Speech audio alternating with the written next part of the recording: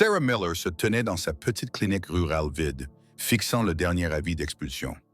Médecin dévouée aux mains usées et au regard doux, elle avait passé 15 ans à soigner les habitants oubliés du Massif central. Hier, un randonneur grièvement blessé était arrivé sans papier ni assurance. Elle avait choisi la compassion plutôt que la prudence. Cette décision de pratiquer une chirurgie gratuite avait épuisé les dernières ressources de la clinique. La banque saisissait tout demain. Bonjour à tous, bienvenue sur Glintbox. Aujourd'hui, je suis heureux de partager une nouvelle histoire avec vous. Sarah n'avait jamais voulu exercer ailleurs qu'au Massif central. Tandis que ses camarades d'école de médecine poursuivaient des postes dans de grands hôpitaux, elle était retournée auprès de la communauté de montagne où elle avait grandi. La petite clinique survivait à peine, mais elle n'a jamais refusé un patient sans argent. Sa maison modeste se trouvait derrière la clinique, avec un petit potager pour compléter ses revenus limités. La plupart des matins, elle se levait avant l'aube pour revoir les dossiers des patients. Les habitants du coin payaient comme ils pouvaient, parfois avec du pain fait maison ou des œufs frais. La pression financière s'était intensifiée ces derniers mois. L'usine locale qui employait de nombreuses familles avait fermé, les laissant sans couverture santé. Sarah couvrait les frais des médicaments avec ses propres économies, aujourd'hui épuisée. Son infirmière, Maggie, s'inquiétait souvent. « Tu ne peux pas sauver tout le monde, Sarah, » disait-elle avec inquiétude. Mais Sarah répondait toujours. « Je peux essayer de sauver ceux qui franchissent notre porte. » La banque avait déjà envoyé 2 avertissements concernant l'hypothèque. Sarah comptait sur un remboursement de l'assurance maladie, toujours retardé. Chaque matin, elle vérifiait le courrier avec de moins en moins d'espoir. Ce mardi commença comme les autres. Sarah soigna l'arthrose de Madame Dubois, prescrivit des antibiotiques aux jumelles Lefebvre et examina M. Lambert en convalescence d'une pneumonie. Elle allait fermer quand des coups désespérés retentirent à la porte. Un jeune homme soutenait un autre à moitié inconscient. « Aidez-le, s'il vous plaît, » supplia-t-il. « On faisait de la randonnée et il est tombé dans un ravin. Il a peut-être heurté sa tête. Il n'est plus vraiment conscient depuis près d'1 heure. » Sarah passa immédiatement en mode urgence. « Amenez-le, dit-elle en préparant la table d'examen. L'état du blessé était grave. Ses pupilles inégales indiquaient un possible traumatisme crânien. Sa respiration était difficile. « Il a eu une assurance ?» demanda Sarah en vérifiant ses signes vitaux. L'ami parut désemparé. « On ne fait que passer. Il a laissé son portefeuille au dernier campement. J'ai un peu d'argent, mais pas beaucoup. » Sarah comprit tout de suite. Le scanner et les soins coûteraient des milliers d'euros, une somme que la clinique n'avait pas. L'hôpital le plus proche était à plus de 2 heures de route sinueuse. Il ne tiendrait peut-être pas le trajet. Elle regarda le visage pâle du randonneur. Derrière elle, la vie de saisie trônait sur le bureau. Le choix était impossible, mais clair. « Prépare-le, dit-elle à Maggie. On va le soigner. » L'opération dura 4 heures. Sarah travailla avec précision pour réduire la pression intracrânienne, Maggie à ses côtés. La clinique n'était pas faite pour ce genre de geste, mais elle n'avait pas le choix. « La tension se stabilise, » dit Maggie en surveillant les moniteurs. « La couleur revient aussi. » Sarah hocha la tête, concentrée sur la suture. « Il est loin d'être tiré d'affaire, mais on lui a donné une chance. » À minuit, le jeune homme était stable. Son ami Tom se présenta et expliqua qu'ils étaient chercheurs en environnement, venus étudier la faune locale. « Je ne vous remercierai jamais assez, » dit-il la voix tremblante. « J'ai environ 300 euros. Est-ce que ça peut aider? » Sarah regarda le patient endormi. « Utilisez-les pour une chambre d'hôtel pas loin. Il faudra le surveiller régulièrement. Revenez demain matin. » Après leur départ, Sarah fit les comptes. Les fournitures, les médicaments et l'usage du matériel représentaient plus de 8 000 euros, une somme que la clinique n'avait pas. « On pourrait lui envoyer la facture plus tard, » suggéra Maggie sans conviction. « Tu sais que ça ne marche presque jamais, » répondit Sarah. « Ce n'est pas grave. J'aurais jamais pu me regarder en face si je l'avais laissé dehors. » Le lendemain matin, Sarah arriva tôt et trouva une enveloppe glissée sous la porte. À l'intérieur, une lettre de l'avocat de la banque. En raison des impayés, la saisie était avancée. La clinique serait réquisitionnée demain à midi.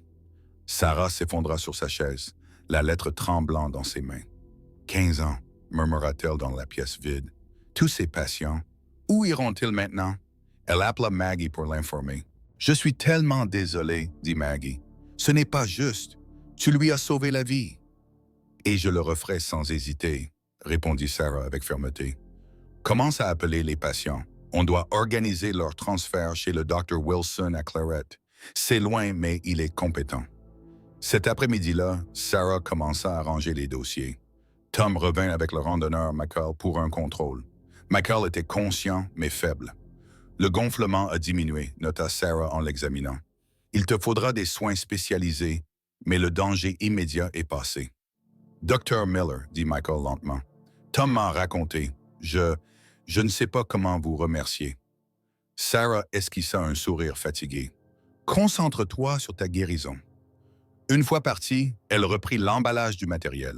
La petite salle d'attente, qui avait vu passer tant de familles montagnardes, allait bientôt se vider.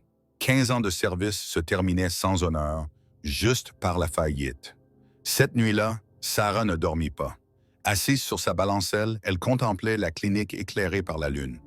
Demain, elle appartiendrait à la banque.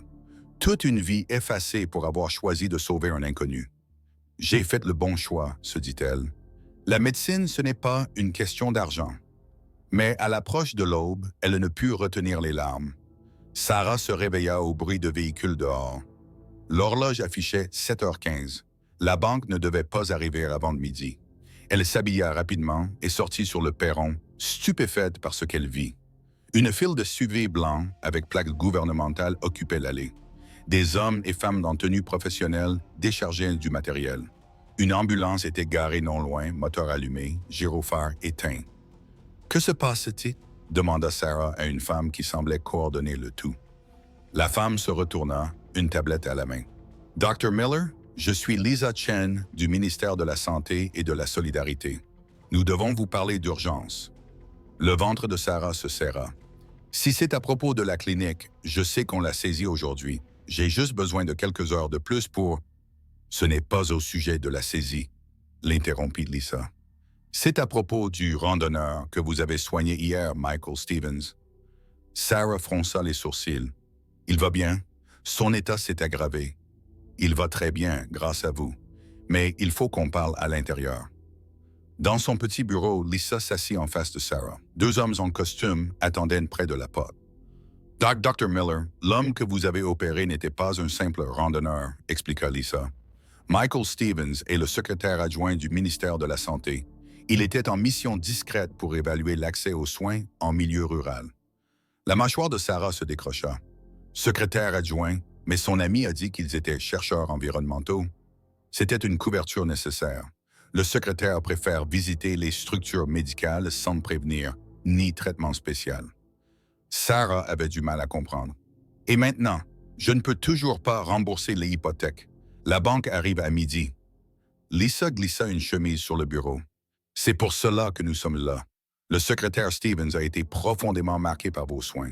Il a validé une subvention d'urgence pour les soins ruraux à Claret. Il ne manque que votre signature. » Sarah ouvrit le dossier d'une main tremblante. Le document détaillait une aide importante couvrant les dettes et 2 ans de fonctionnement. « C'est un rêve, murmura-t-elle. « C'est bien réel, assura Lisa. Le secrétaire cherchait des soignants exemplaires pour un nouveau programme pilote. Ce que vous avez fait hier correspond exactement à l'engagement que nous voulons récompenser. » Sarah lut attentivement le document, son expérience médicale lui permettant de repérer toute clause douteuse. Mais tout était clair. Un soutien financier pour maintenir la clinique ouverte au service de la communauté. « Et ce n'est pas tout, » ajouta Lisa. « Le secrétaire souhaiterait vous rencontrer officiellement. Il vous attend au bureau régional de Claret. » Dehors, d'autres agents déchargeaient des caisses. « Et tout ça ?» demanda Sarah. « Du matériel médical moderne. Le programme inclut une remise à niveau. Le secrétaire a été choqué que vous pratiquiez une neurochirurgie d'urgence avec des outils si vétustes. » Maggie arriva, ébahie par le tumulte. « Sarah, qu'est-ce qui se passe ?» Sarah lui tendit le dossier, encore sous le choc. « Apparemment, on ne ferme plus la clinique. Le trajet jusqu'à Claret dura 1 heure à travers les routes sinueuses. Sarah restait silencieuse dans le SUV gouvernemental, tentant d'absorber les événements. Lisa lui détailla le programme. On identifie les zones sous-desservies et on soutient les professionnels exceptionnels, expliqua-t-elle. Le secrétaire visite chaque site en personne depuis des mois. « Mais pourquoi ne pas se présenter ?» demanda Sarah. Je l'aurais soigné pareil. C'est justement pour ça. Il veut voir comment les soignants traitent les gens sans savoir qui ils sont. Ils arrivèrent devant un bâtiment administratif sobre. À l'intérieur, Sarah fut conduite à une salle où Michael Stevens consultait des dossiers. Il portait un bandage mais paraissait étonnamment alerte pour un homme opéré la veille. Il se leva en la voyant. « Dr. Miller, heureux de vous revoir dans de meilleures circonstances. »« Monsieur le secrétaire, » dit Sarah légèrement nerveuse, « comment allez-vous? »« Beaucoup mieux, grâce à vous. » Il désigna la chaise en face. « Veuillez vous asseoir. Nous avons beaucoup à discuter. » Sarah remarqua que ses mouvements étaient lents mais assurés. « Vous devriez être au repos, monsieur.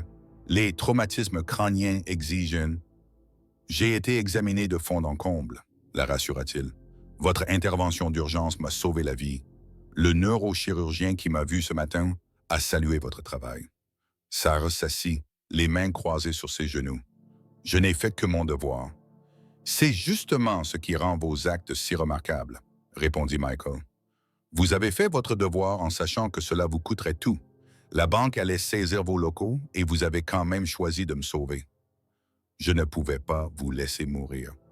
Beaucoup l'auraient fait et le font chaque jour. » Michael ouvrit un dossier. « J'ai étudié l'historique de votre clinique. 15 ans à servir une communauté que d'autres médecins évitent, acceptant des paiements en légumes ou en travaux domestiques, vous rendant chez les personnes âgées. » Sarah se tortilla, mal à l'aise. « Comment savez-vous tout ça? » « Nous étudions Claret depuis des mois pour le programme pilote. Votre nom est revenu sans cesse lors des entretiens, et le destin m'a conduit à votre clinique. » Il fit glisser des documents vers elle. « Voici le dossier complet. 2 ans de financement, modernisation du matériel et soutien salarial pour du personnel. » Sarah parcourut les feuilles, son esprit médical s'accrochant aux détails malgré le choc. « C'est conséquent. C'est ce dont votre région a besoin, » dit-il simplement. « Mais il y a encore plus. Nous voulons que Claret devienne un modèle national de santé rurale. Cela inclut des formations, de la télémédecine et des programmes de prévention. » Sarah releva les yeux. « C'est exactement ce que j'ai toujours rêvé de mettre en place. » « Je sais, c'était dans la proposition que vous aviez soumise il y a 3 ans. Elle s'était perdue dans l'administration. Je l'ai retrouvée lors de nos recherches. Votre vision colle parfaitement à notre projet. » « Je ne pensais pas que quelqu'un lirait ce dossier un jour, » murmura Sarah. Michael sourit. « Non seulement on l'a lu, mais on va le réaliser. Avec vous à la tête, si vous acceptez. » Sarah rentra à Claret l'après-midi même, l'esprit en ébullition. La clinique, à quelques heures de la fermeture, était désormais en pleine effervescence. Des agents du gouvernement installaient le nouveau matériel pendant que Maggie les dirigeait avec une assurance nouvelle. « Ils ont amené un échographe qui fonctionne vraiment », s'exclama-t-elle. « Et la pharmacie est enfin approvisionnée. On n'avait pas eu autant de médicaments depuis des années. » Sarah sourit en observant la transformation. « C'est presque irréel. » « Le directeur de la banque a appelé, » ajouta Maggie. « Il s'est excusé pour le malentendu concernant notre prêt. » Sarah rit doucement. « Je n'en doute pas. » En fin de journée, l'équipe gouvernementale s'apprêtait à partir. Lisa tendit sa carte à Sarah. « On revient la semaine prochaine pour démarrer le programme de formation. En attendant, appelez si besoin. » Une fois tout le monde parti, Sarah s'assit seule dans son bureau. Les documents signés étaient posés devant elle. La clinique était désormais à l'abri. Pour longtemps, elle pensa aux patients qui allaient en bénéficier. Madame Dubois n'aurait plus à choisir entre ses médicaments et le chauffage. La famille Lefebvre pourrait enfin offrir des soins préventifs à leurs enfants. Un coup à la porte la sortit de ses pensées. Tom se tenait là, ne jouant plus le rôle de chercheur. « Je peux entrer ?» demanda-t-il. Sarah hocha la tête. « Votre patron est impressionnant. » Tom entra, observant la clinique modernisée. Michael se bat depuis des années pour réformer la santé rurale. Vous rencontrer, vivre vos soins, lui a donné l'exemple parfait pour faire avancer le projet. « Je n'ai fait que ce qu'un médecin devrait faire, » dit Sarah. « Justement, » répondit Tom, « la plupart ne l'auraient pas fait, pas en risquant de tout perdre. » Sarah se leva et marcha vers la fenêtre. Dehors, le soleil se couchait sur les montagnes qu'elle aimait tant.